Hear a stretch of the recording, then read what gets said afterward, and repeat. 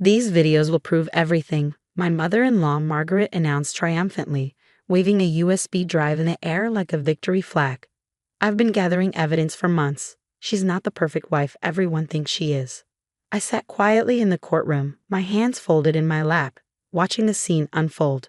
At 32, I never imagined I'd be here, listening to the woman who once welcomed me into her family trying to destroy my marriage with secretly recorded footage of my daily life. Your Honor, Margaret's voice dripped with satisfaction. These recordings show how she treats my son, how she's ruining his life. 3 months of footage doesn't lie. My name is Olivia Parker, and for the past 8 years, I've been married to James, Margaret's only son. The first few years were wonderful. James and I built a life together, both working in healthcare, me as a pediatric nurse and him as a hospital administrator. But everything changed when Margaret's husband passed away 2 years ago. She moved in with us temporarily, claiming she couldn't bear to be alone. That's when the surveillance began, though I didn't know it at the time. Mrs. Parker, the judge addressed Margaret, his expression neutral. You're saying you installed cameras in your son's house without the knowledge or consent of either resident?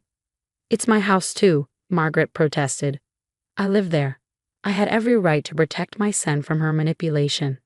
I felt James shift uncomfortably beside me. He hadn't spoken to me since Margaret revealed the existence of these recordings last week. His silence hurt more than her accusations. As our lawyer, Sarah Bennett, stood up, I remember the day everything came to light. I'd been working a double shift at the children's ward, covering for a colleague whose daughter was sick. When I got home, exhausted after 16 hours of caring for sick children, Margaret was holding a family meeting in our living room. James's siblings were there, along with their spouses, all wearing expressions of concern and disappointment. Margaret stood in the center, her laptop open, ready to showcase her evidence. Watch this, she had said, playing a clip of me coming home late one night. See how she sneaks in. Who knows where she's been? I tried to explain about my hospital shifts, but Margaret talked over me. And look at this one, she's always on her phone, ignoring my poor James, probably talking to other men. The other men were my patients' parents checking on their children's conditions. But Margaret didn't care about explanations. Now, in the courtroom, Sarah approached the bench. Your Honor, before we proceed with viewing these illegally obtained recordings, I'd like to submit Mrs. Olivia Parker's work schedules and patient care logs for the past 3 months. Margaret scoffed. Those can be faked. The videos don't lie. The judge nodded to the court technician. Let's view the footage. My stomach tightened as the first video played on the courtroom screen. It showed me in our kitchen at 5 a.m., quietly preparing breakfast and lunch for James before heading to my shift. Margaret had conveniently edited out the part where I left a loving note for him every morning. See, Margaret interrupted. She's leaving before he wakes up. What kind of wife does that? The judge held up his hand. Mrs. Parker, please refrain from commentary. Let's continue. More clips played, me coming home late, taking phone calls in the garden, having whispered conversations in our home office. Each moment taken out of context, each action twisted to fit Margaret's narrative. Then something unexpected happened. In one of the clips, the camera caught Margaret herself, entering my home office late at night. She was going through my desk drawers, searching for something. The courtroom fell silent. Margaret's face paled. Your Honor, Sarah spoke up, it seems these recordings capture more than just my client's activities. The next clip showed Margaret in our bedroom, rummaging through my personal belongings. Then another of her reading my private journal on the back porch. And another of her going through my phone while I was in the shower. I was just protecting my son, Margaret stammered. She's not who she pretends to be. James finally spoke, his voice barely a whisper. Mom, what were you doing in our bedroom? More footage played, showing Margaret having hushed phone conversations of her own. Yes, I'm telling you, she's got to go. James needs someone more traditional, someone who'll stay home. I've got a perfect girl in mind. Yes, Jessica would be much better for him. Jessica, my replacement, already picked out by my mother-in-law. The judge paused the playback. Mrs. Parker, these recordings appear to show a pattern of invasion of privacy and premeditated interference in your son's marriage. Are you aware that in this state, recording someone without their consent in private spaces is illegal? Margaret's composure cracked. But I had to. She's destroying our family with her career and her independence. In my day, wives knew their place. I felt tears welling up but refused to let them fall. For months, I'd endured Margaret's subtle sabotage, her snide comments about my work, her attempts to create distance between James and me. The recordings were just the latest weapon in her arsenal. Your Honor, Sarah said, we have more evidence to present, including text messages between Mrs. Margaret Parker and this Jessica person, discussing plans to end my client's marriage. As Sarah spoke, I noticed James staring at the frozen image on the screen. His mother, in our bedroom, holding my journal with a look of pure satisfaction on her face. The truth was finally unraveling, one frame at a time. The judge called for a brief recess, and as the courtroom emptied, I remained seated, my eyes fixed on my hands. 8 years of marriage, countless night shifts saving children's lives, endless attempts to please a mother-in-law who had already decided to replace me. All of it captured on camera, but not in the way Margaret had intended. Sometimes the evidence you gather tells a different story than the one you thought you were telling. After the recess, Margaret's demeanor had completely changed. Gone was the triumphant smile, replaced by a defensive scowl as more videos played. Each clip she'd meant to use against me instead revealed her calculated interference in our lives. Here's another one from March 15th, the court technician announced. The footage showed me organizing a surprise birthday dinner for James. I'd spent my day off preparing his favorite meals, transforming our dining room with decorations. Then Margaret appeared in the frame, answering James's phone while I was in the kitchen. Oh, sorry, honey. Olivia had to work late again. Margaret's voice rang clear through the speakers. She said not to wait up.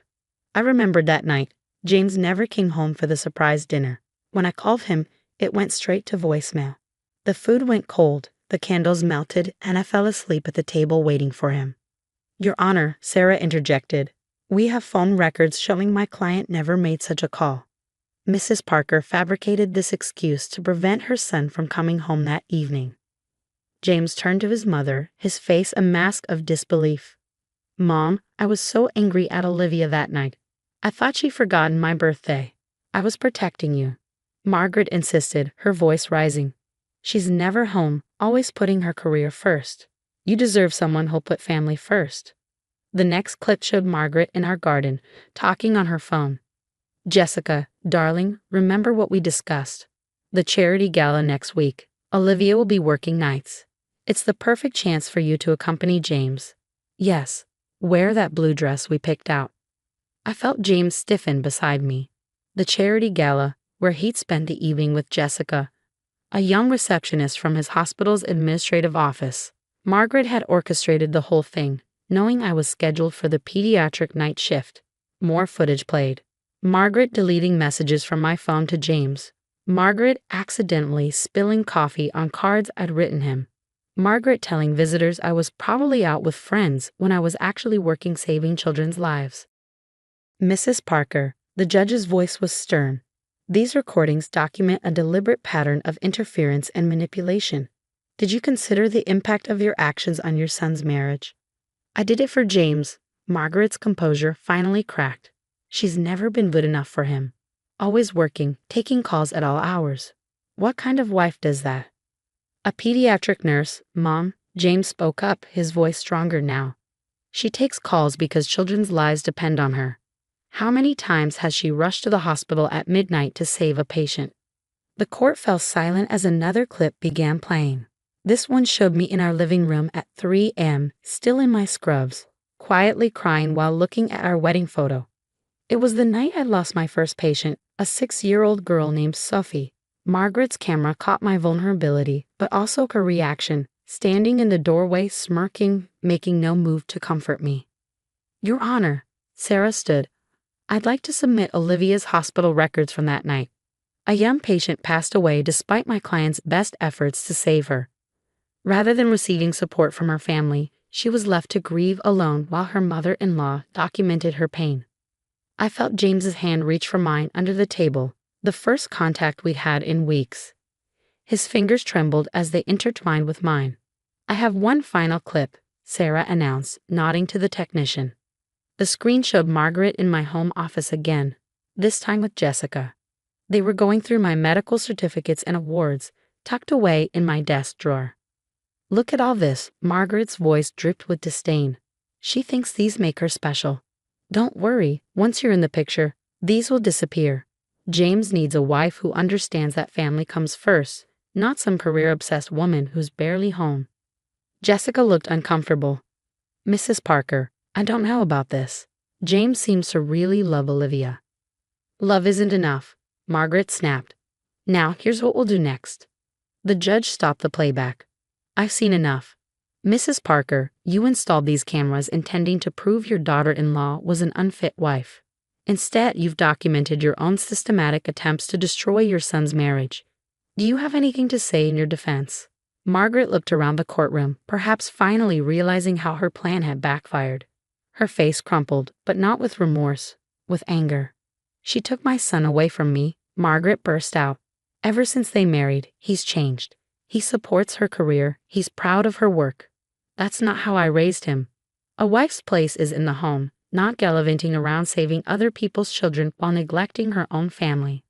I felt James's grip on my hand tighten. 8 years of marriage and I'd never neglected him.